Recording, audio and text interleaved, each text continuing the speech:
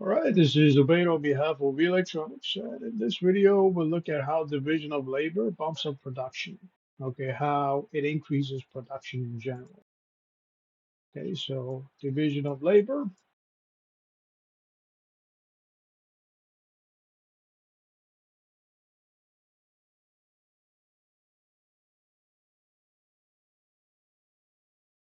increases production or output of production.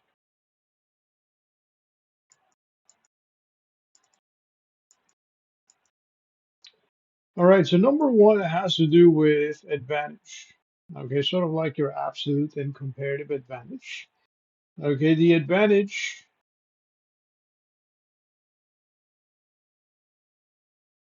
of having workers working in different departments. Okay, advantage of having workers.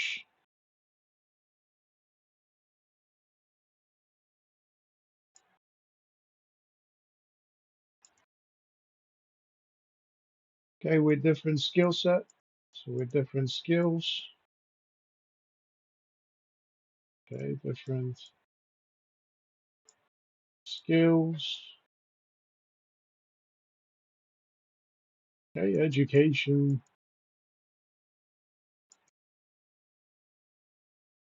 talent.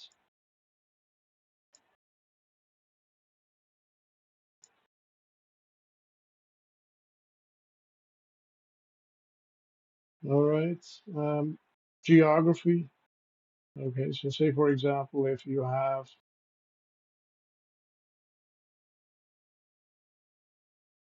a certain farmer, for example, working on a commodity.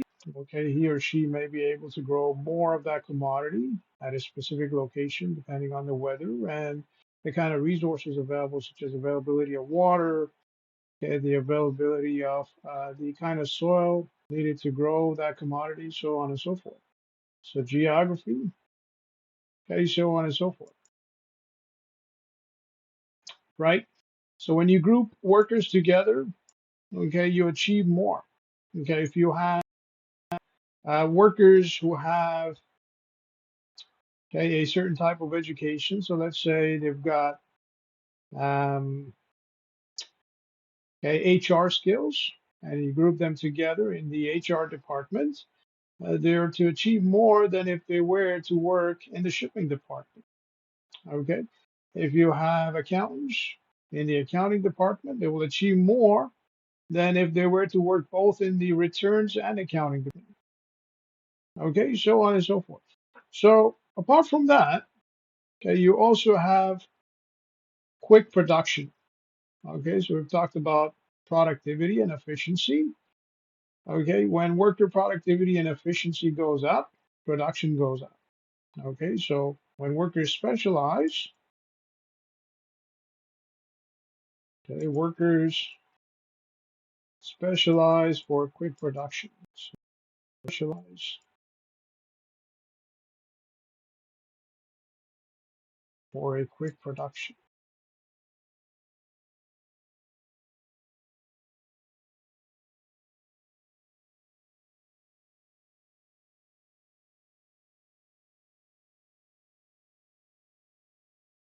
All right, an example would be your assembly line workers in an auto assembly plant.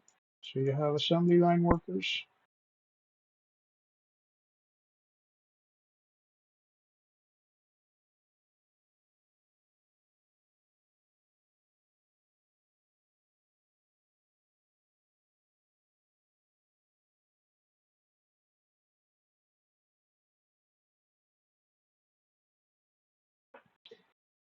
All right, so when you have assembly line workers, they're able to assemble cars quickly compared to manual assembly, for example.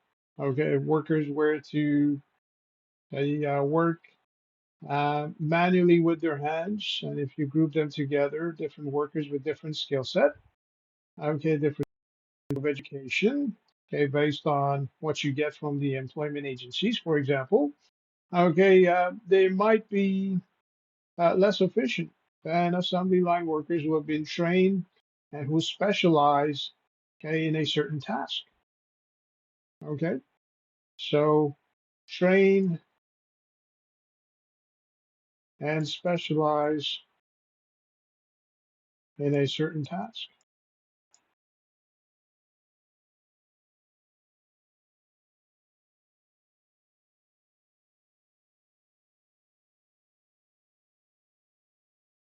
Okay, that's not to say that there is no demand for temporary workers. There's no demand for workers from employment agencies, especially as substitutes.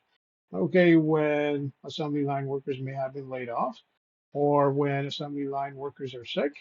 Okay, however, assembly line workers who've been trained, okay, who have the trade, the certification, the license, so on and so forth, to work in a particular department, okay, to work on a particular machine, okay, to work in a particular environment, okay, may be able to produce quickly, may be able to produce more efficiently and more productively than temporary workers, for example. Okay, so specialize in a certain task.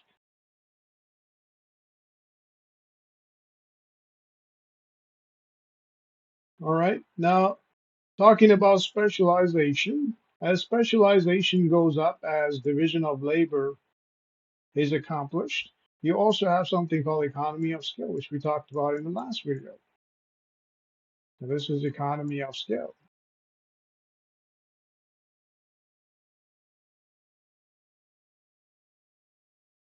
But when it comes to economy of scale, we know that businesses, firms, they invest in machinery, they invest in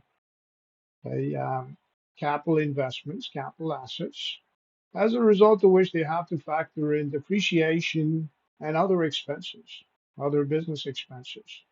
Okay, and one such expense is your fixed expense. Okay, fixed expense include but not limited to, okay, the building rental. Okay, so the rent they have to pay for the building or the lease they have to pay for the building where they operate. Okay, as well as things like property tax if they own the building or if they own the land. Okay, as a result of these fixed expenses, okay, if they have more machineries or more workers working in the same building or on the same property, okay, the cost of production will go down as they produce more units over a period of time, right? So, because of fixed expenses, for example,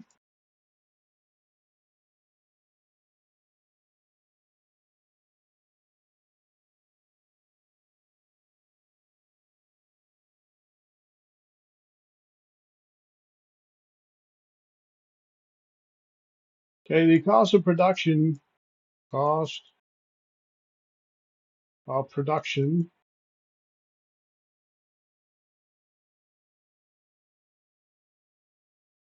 okay, goes down over a period of time.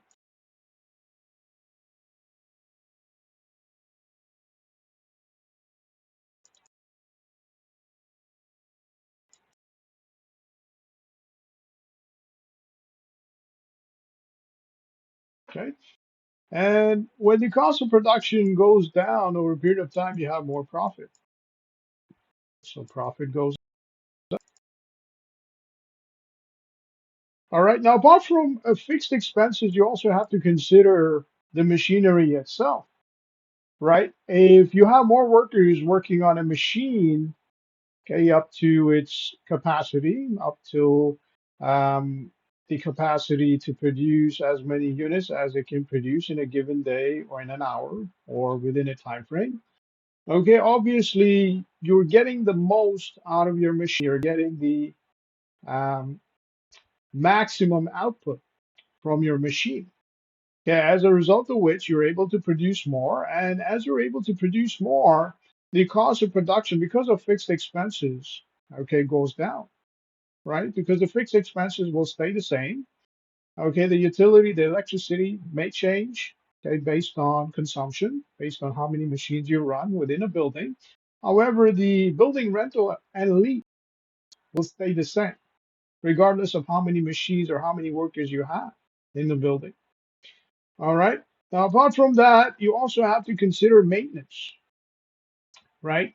So if you have mechanics, for example, or if you have technicians within a factory environment, okay, let's say in an auto assembly plant, and you've got different machines, different types of machines, okay, and each mechanic specializes in one particular machine. You may need to hire 10 different mechanics, different technicians, or 10 different um, workers to fix the machine and to keep the machines up and running, okay, to prevent any kind of downtime, which will reduce your efficiency and productivity.